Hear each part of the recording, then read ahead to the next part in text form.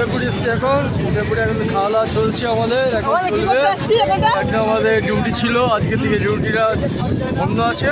কালকে থেকে আবার ডিউটিটা শেষ হওয়ার পরে আমাদের ডিউটি হবে।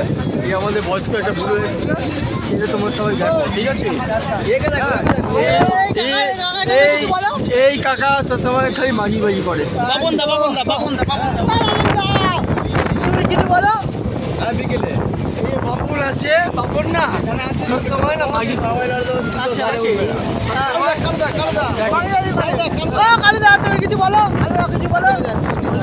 আমি বলছি আমার পুরো বোকাচোদা। আচ্ছা বলুন না, পুরো বোকাচোদা। তারপর ওই যে এত মদ খেয়েছে, এখনো মদ খাবে বলছে। আচ্ছা এখনো খাবো না আমরা, জল আমাদের আছে। শুধু জল খা, নোনা জল খা।